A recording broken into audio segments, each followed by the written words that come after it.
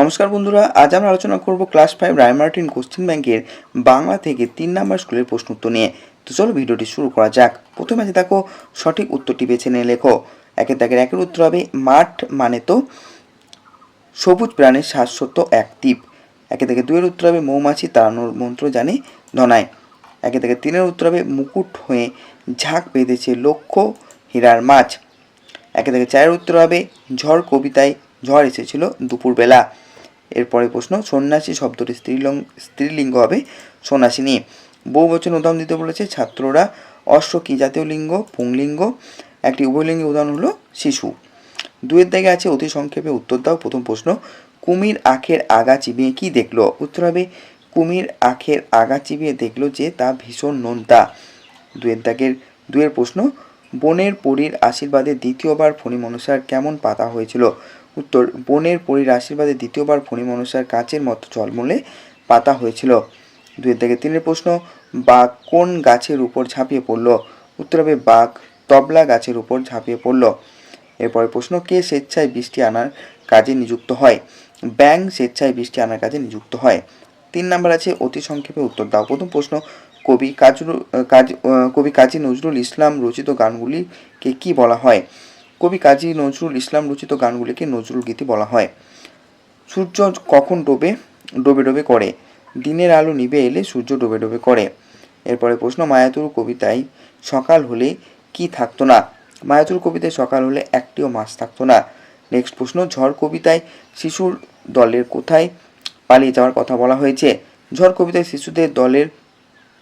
শিশুর দলের ঘরের ভেতরে পালিয়ে যাওয়ার কথা বলা হয়েছে। নেক্সট প্রশ্ন, সংক্ষেপে উত্তর দাও।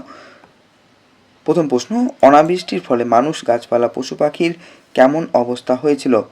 উত্তর হবে পাহাড়িয়া বর্ষা সুরে গদ্যে অনাবৃষ্টির ফলে মানুষ পশু পাখি গাছপালা সব ধ্বংস হয়ে গিয়েছিল। এরপরে প্রশ্ন, গরান গাছের ফুল দেখতে কেমন?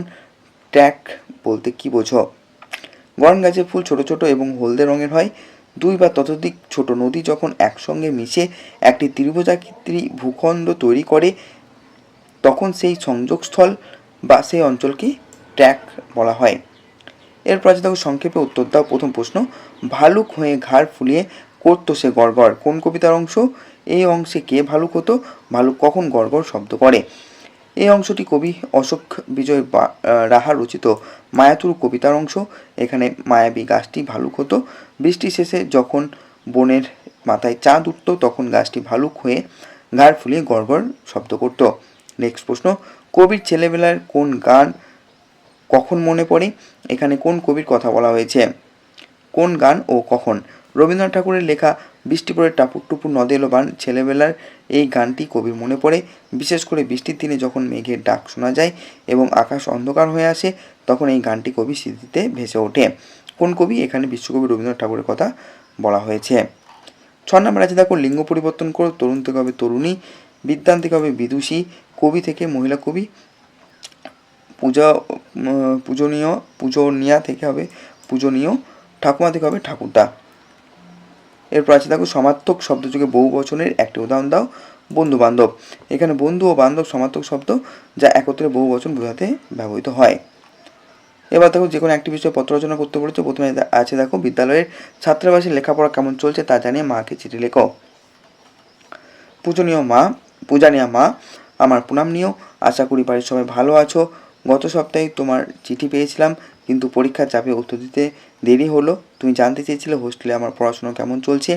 মা, এখানে পড়াশোনার পরিবেশ খুব সুন্দর। আমাদের হোস্টেলের সুপারভাইজার স্যার খুব কড়া, তাই ঠিক সময়ে পড়তে বসা আর ঘুমানোর একটা নির্দিষ্ট নিয়ম তৈরি হয়ে গেছে। প্রতিদিন ভোরে উঠে আমি পড়তে বসি। যে বিষয়গুলো বুঝতে অসুবিধা হয় স্কুলের শিক্ষকদের পাশাপাশি হোস্টেলের বন্ধুদের কাছ থেকেও সাহায্য পাই। সামনের পরীক্ষায় যাতে ভালো ফল করতে পারি তার জন্য আমি মন দিয়ে প্রস্তুতি নিচ্ছি। বাবার শরীরের যত্ন নিয়েও ছোটো ভাইকে আমার ভালোবাসা জানাবে। বাড়ির সবার জন্য মন কেমন করে, তবে পড়াশুনোর খাতিরে মানিয়ে নিয়েছি। ভালো থেকো। এটি তোমাদের ছেলে অভিষেক। নেক্সট আছে দেখো, গরমের ছুটি কেমন কাটিয়েছো তা জানিয়ে বন্ধুকে একটি পত্র লেখো। প্রিয়, এখানে বন্ধুর নাম লিখবে।